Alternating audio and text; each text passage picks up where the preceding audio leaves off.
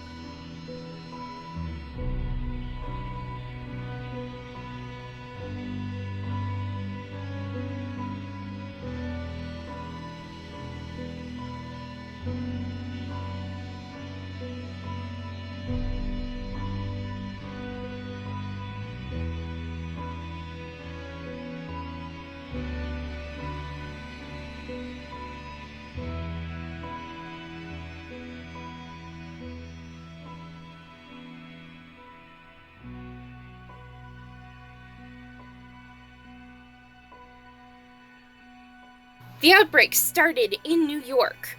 Within days, the infection had spread to every corner of the world. Nowhere is safe from the undead. Bill, who is a native Londoner, breaks his leg prior to the zombie virus, and then he is stuck inside his flat as the rest of his little suburbia is evacuated. Everyone left, right? Well, Bill's best friend, Prime Minister candidate Jen, promised to rescue him, but the car she sent never arrived, and the driver was killed and turned into a zombie, as that usually happens in these sorts of books and movies. Long days turn into even longer weeks, and Bill realizes that staying in one place might not be his best option anymore. He's got to escape, with or without his wounded leg. When Bill sees smoke rising from a chimney across the street, he realizes that he isn't the only one left living in London, so he and his neighbor communicate by writing notes to each other by taping them to the windows so the other can read. Are you bitten? Are you alone? Have you been hiding? How long have you been hiding? Do you plan to escape? This, that, and the other thing. And when Bill tells the neighbor that he has an escape plan, but has a broken leg, his neighbor makes a break for it and escapes alone, leaving Bill behind, which is a jerk move. Bill makes a note to never forgive his neighbor for abandoning him like this, so then he plans to escape on his own. And when he packs for his journey, he takes only the essentials along with his laptop computer. However, the question is asked, where will he go? Bill kills a handful of zombies, but he's off course in his plan to get to the Thames River. He needs to go north, but he is headed southeast. Bill gets to the Thames River eventually, but the whole thing is blocked off, and then Bill soon discovers that it's all barricaded because there's a whole horde of zombies on the other side. Bill then finds an abandoned gym close to the river, takes shelter there, and when zombies go after him, he breaks through the walls and attics of the flats above the gym in an attempt to survive just a little longer. Eventually, Bill escapes the gym and finds a school where he learns that the school was exposed to the zombie virus and the British government was willing to take out the school children to contain it. After Bill is chased by one too many zombies, he flees again, then makes several houses havens for other survivors. How gratuitous of him. Eventually, Bill finds the church, and makes it his more permanent home, then he finds out that he has complete access to water and growing crops and food rations too. Then Bill discovers that his computer is still charged, and he uses the last amount of his battery to open up a file from one of his friends, who tells him about the origins of the zombie virus, and then we get a zombie cliche ending of the book that I saw coming a mile away. My thoughts on this book? It takes a little while to get into, but that's just what happens with me, so I don't know what your experience would be reading this book as well. The narrative of Bill was both interesting, yet it had a vibe of, when will this sort of thing actually happen? When will the action happen? When will we get descriptions of the zombies? Besides an overlook of these undead while Bill is stuck in his apartment complex. Bill is the lone character in this book, with references to other people he knew prior to the outbreak of the zombie virus, so this book can get boring fast. I should note that this book does not pick up storyline speed until about 80 pages in, or about 40% if you're reading this book on your Kindle. When Bill describes the zombies' eyes like wolf eyes glowing in the night, that description sent chills down my spine, and I was thinking to myself, good show, Frank Tayell. This scene alone was quite impressive, but the rest of the book was more like, okay, I'm reading it.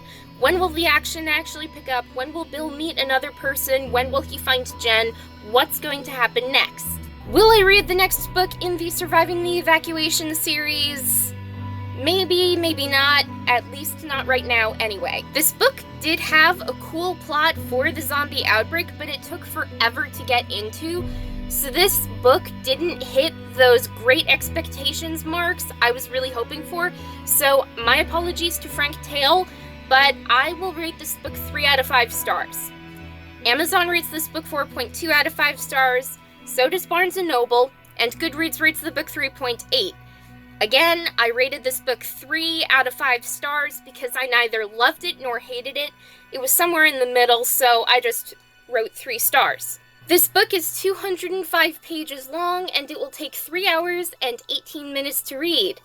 And if you look at my book journal, then you'll see that this book took me literally a month to read because the pace was so slow and I was not entertained by it. But I felt I had a literary obligation to read this book because I was obsessing over it even before I started trying to read it. If that makes any sense at all, of course. There are 3 bestseller rankings to make note of. This is number 18 in British horror fiction, and number 87 in post-apocalyptic science fiction, and number 89 in dystopian science fiction. However, I would say this book is number 0 on my list of favorite zombie novels. Forgive me, I just really didn't like this book, and I hoped there would be more to it than what I originally got, and I could have spent my time reading another book, and I regret that I didn't do that instead of read this book.